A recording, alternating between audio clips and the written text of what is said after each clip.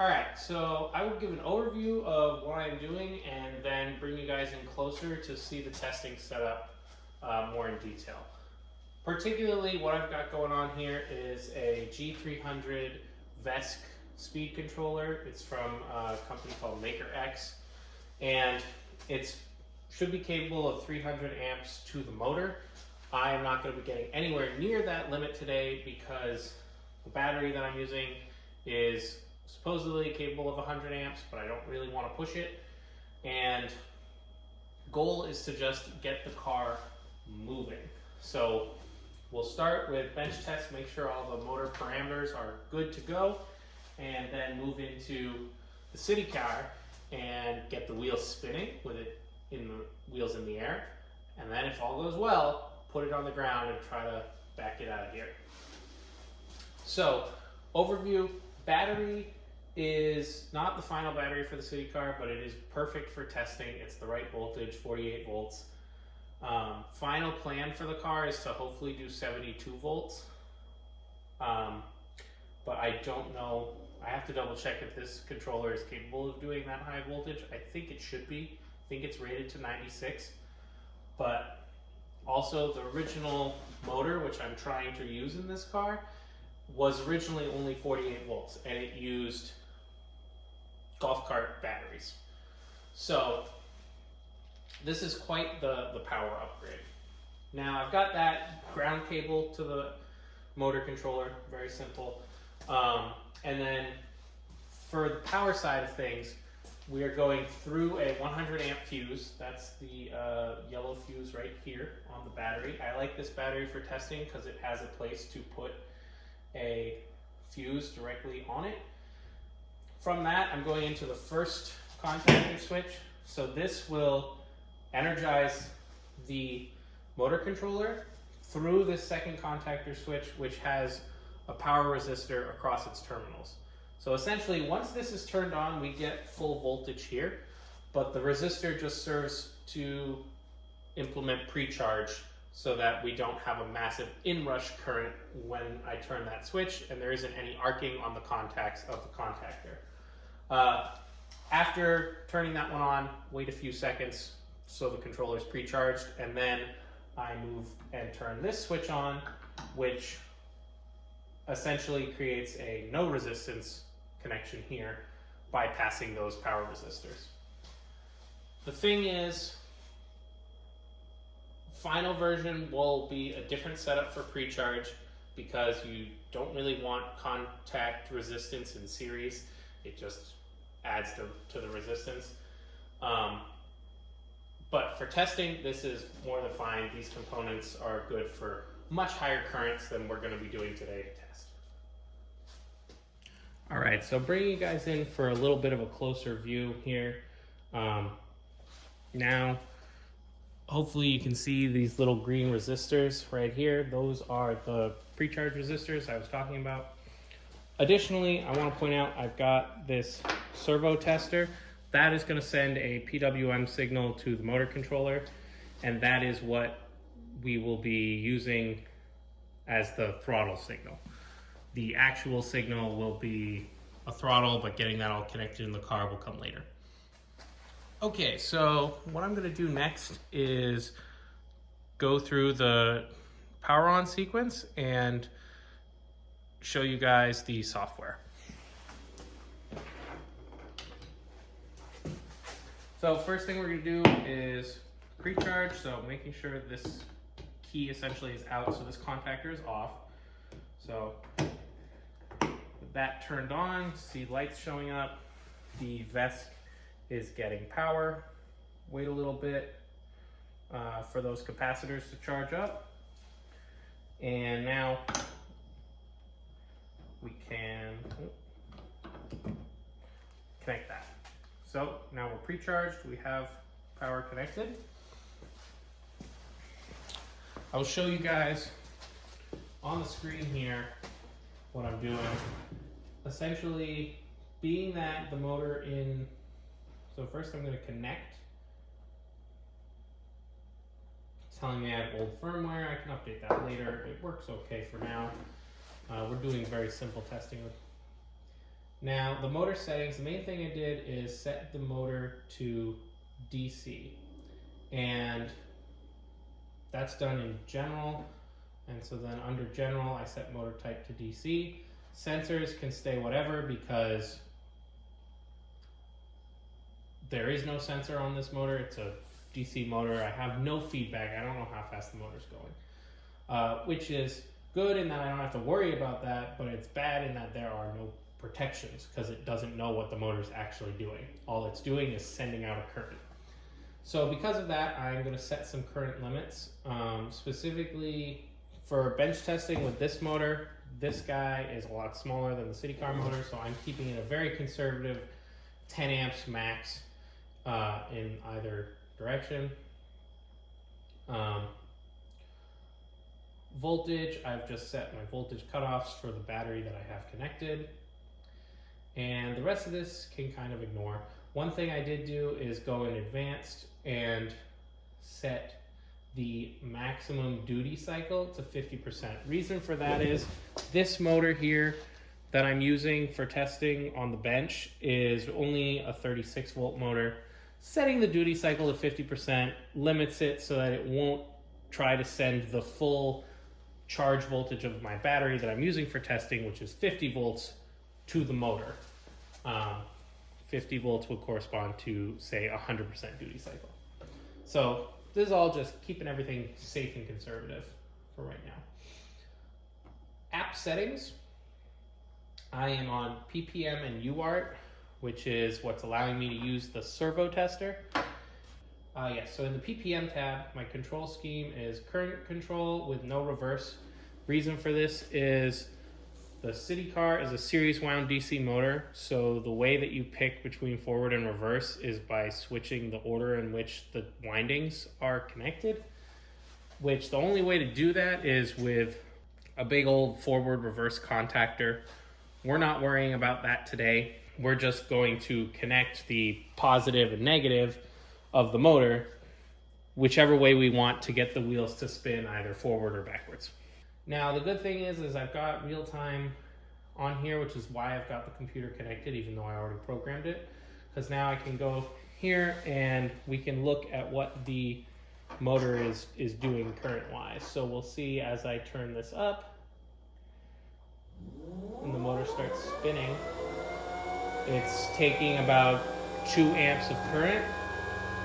We can see in current control mode, since the motor is not loaded, it's essentially trying to send a constant current, which means that on a non-loaded motor, it's gonna go and you put it to a set current and it's just gonna ramp up speed because it's kind of to keep sending a constant current. What that means for us is the duty cycle limit is really important here, because if I were to accidentally turn this servo tester all the way up, it's gonna be trying to send the maximum 10 amps of current, but the motor doesn't want to draw more than 2 amps of current. So the controller knows that it's hit 50% duty cycle and limits the current accordingly so that we don't exceed our duty cycle limit. Because if it tried to go to the full 10 amps that I'm technically telling it to do, it would overspeed the motor.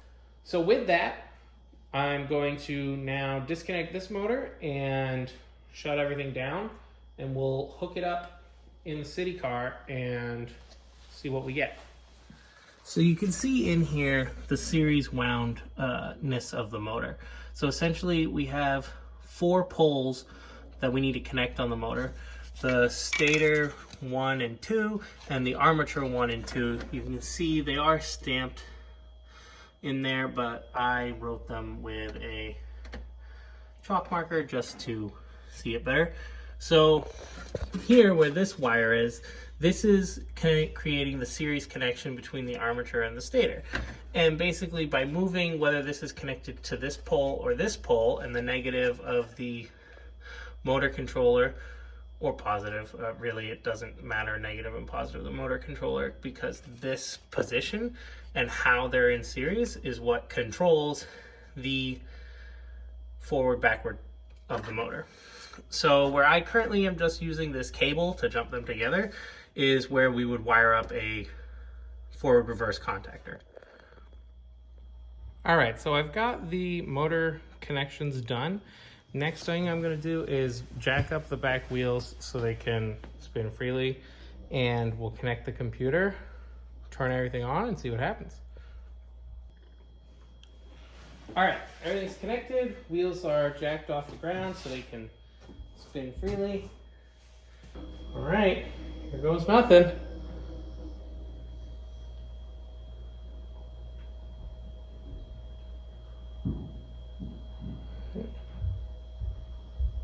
All right, calling for 4 amps, 5 amps. All right, so we've hit the 10 amp current limit that I set. I've set a battery current limit of 50 amps, which I mentioned that the battery can do 100 amps, so we're keeping it under that right now. I'm gonna increase the motor limits from 10 to 100 amps. All right, so our first bit of movement, spinning only the driver's side tire, but there is something, and that's taking 37 amps of current, which is rather high. That's why all of this is done with 2-gauge wire. All right, so what I'm gonna do now is go back to our motor settings and change my current limits. I'm gonna set the absolute max. I'm gonna bump that up to 200 because I know that this controller can do that. And I'm gonna change these limits to 150 amps. So that's updated now. If we go back to the real-time data and play with this, we will still get it spinning. The other thing is I have verified that the wheel is spinning forward, so I don't need to reverse the polarity in order for this test have it drive forward. Next thing I'm gonna do is open the garage door, put it on the ground, and see if I can very carefully get it to move under its own power. All right. Here goes nothing.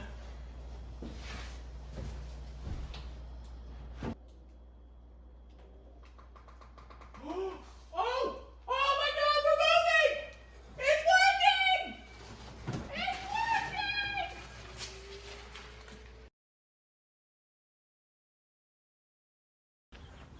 Holy shoot, oh my gosh, it's working. Oh my gosh. All right, let's try this again.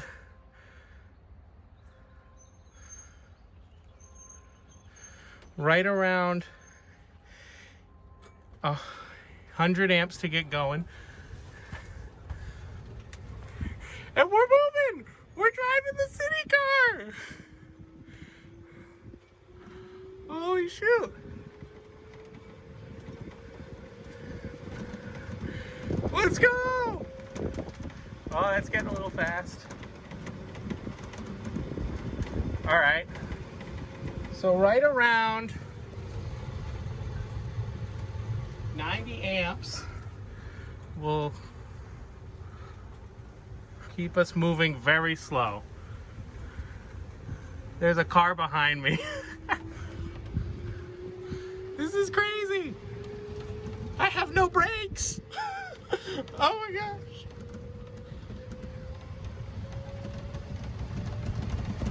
Oh, Jesus. Oh, shit. We really could get up in speed, too. Okay, okay, the dash is falling out.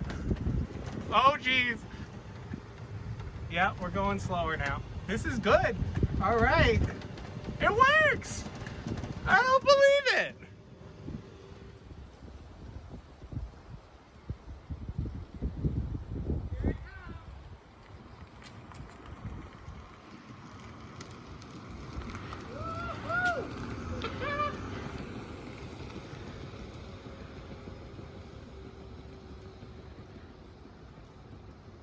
All right, we're gonna go for a real test drive now. We're gonna see. We're not gonna push it at all because I have no brakes, but you know. All right, yeah, here's the seat, a nice piece of plywood. There's the battery. Should be doing okay. Here's the throttle. And away we go.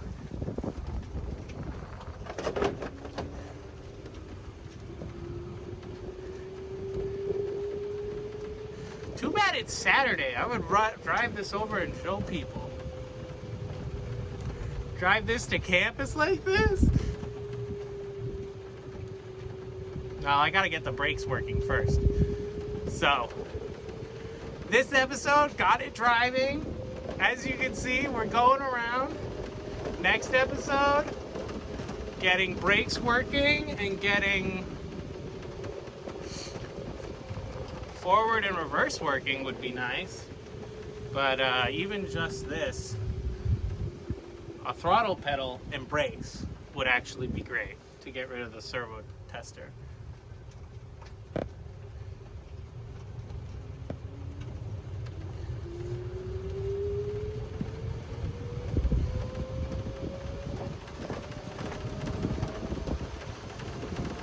Wow.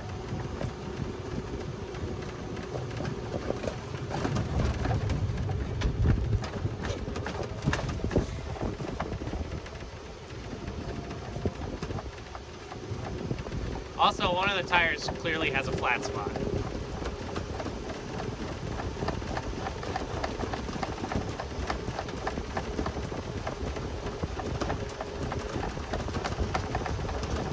It's fun though? Making the turn. Woo! Also, is it funny that this is the throttle? This is knob. This is how I'm controlling our speed. Oh, not the pedals? No, the pedals aren't hooked up in any way. Oh.